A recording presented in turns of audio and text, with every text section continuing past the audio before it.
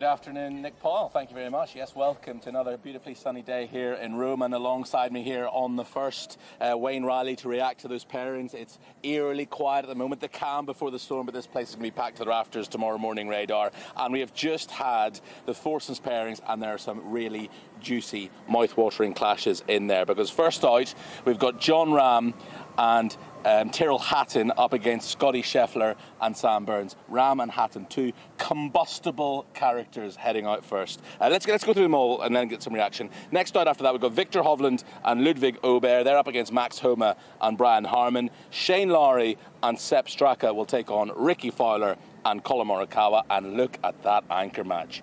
Rory McIlroy and Tommy Fleetwood against Xander Schauffele and Patrick Cantlay. That is some matchup indeed. But let's start from the top. And first up, Jon Rahm and Tyrrell Hatton. Now, as I said, combustible characters, but that's maybe something that just gets that energy going first thing in the morning. Look, a couple of great players. They are all just wonderful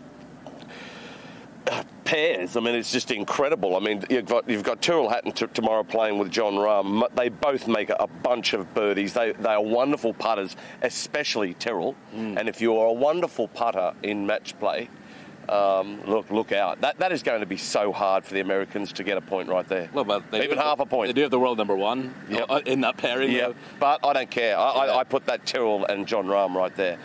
You stand on the first tee with Tyrrell Hatton and Jon Rahm, you know you're in for it. I mean, Jon Rahm kind of looks like a gladiator, so looking onto that first tee, he's going to be quite a sight first thing tomorrow morning. Next up, we've got Max Homa and Brian Harman. I think a pairing that maybe surprised a few people. I'm not sure we really saw that one coming, but the two Scandinavian boys, Viktor Hovland, Ludwig Aubert, oh my goodness, I can't wait to see these two play. They might go around 18 under par. They're young. They are young. They should be at home playing with their action men. I mean, these guys are going to be so hard. I don't see that American team either. I don't see that as a pick. I love the optimism. I just don't see them beating the young kids tomorrow. Yeah. I mean, Aberg and come on, the FedEx Cup champion. I mean, this is just going to be, it's mouthwatering. And tomorrow is just going to, I don't care what the boss tells me in the morning, Ryder, you're going with that group. I don't care which one I go with. No, I really don't great, care. Aren't they? It's all just a mouthwatering prospect. Next up, we've got Shane Lowry and Sepp Straka, who've played together a couple of days this week. Again,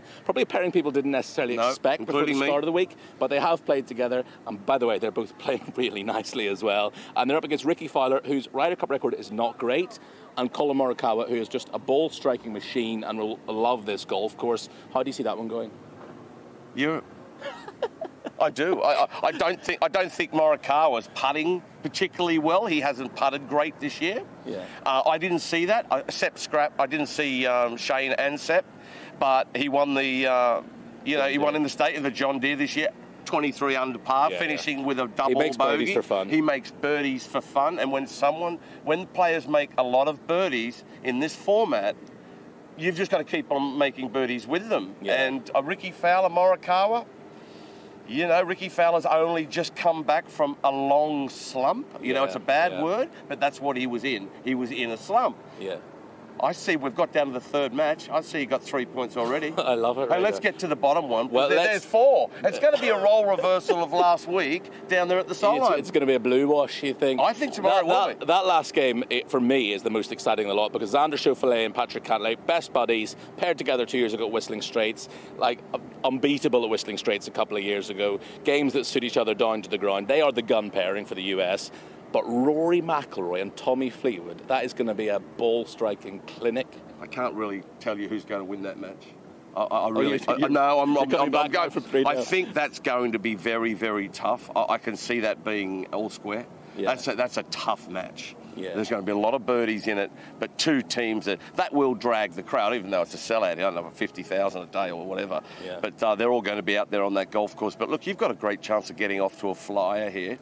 And are you going to ask me who's going to win the Ryder Cup? Oh, I think I know what you're going to say, because you just said 4-0 to the opening session. I think if you can keep Justin Thomas and Jordan Spieth at bay, who aren't playing in the morning. There's the question then. Is that a surprise to you that those two boys are sitting? Absolutely. Yeah. And that says a lot. That says a lot. They aren't playing that well. Yeah. And they are the dream team. Everyone's going, they are Captain Americas over the last few years with Ryder Cup and President's Cup. not playing tomorrow. What does that tell you? Now, if you can keep those players, those two, Spieth and JT, at bay, I think you win the Ryder Cup this year by 1 point. Justin Ray, who all golf analysts like me will probably follow on Twitter and will be aware is the guru when it comes to golf stats. He is a genius. He said to me last night in the hotel bar, if ZJ plays Spieth and Thomas together in foursomes, he's handing a point to Europe because they're hitting it all over the planet at the moment. Yeah. And you can't hit it all over the planet here at Marco Simone because there's 3 cuts. You've got the fairway, you've got the semi, and then you have this hay. Now, if it is serious, you're lucky to find the ball, even with all the punters out here looking for it. It is knee deep, and it is just hack out time. So if you aren't driving the ball great, look out. And obviously they aren't. So we shall see. We shall see. Look, I cannot wait for tomorrow morning. As I said, it's quiet here in the first tee at the moment. It's going to be packed to the rafters tomorrow morning. Not too long to wait now. Let's just run you through all those matches one final time, because first up on this tee will be Scotty Scheffler and Sam Burns. They're taking on Jon Rahm and Tyrrell Hatton. Next off, 6:50 a.m. your time, Brian Harman, the champion golfer of the year, and Max Homa taking on the Scandinavian kids, Victor Hovland and Ludwig Aubert. 2-0 to Europe. Then it's Ricky Fowler and Colin Morikawa taking on Big Shane and Big Sepp. And then that final match, that mouth-watering final match, the gun pairing for the USA, Xander Schauffele and Patrick Cantlay taking on, how about this, Rory McIlroy and Tommy Fleetwood. So the rumours were true. We will see Fleetwood, Mac, for Europe. Don't stop thinking about tomorrow. It'll soon be here. Just 14 and a half hours to go until the Ryder Cup gets underway. Go your own way, Jamie Weir. Thank you very much.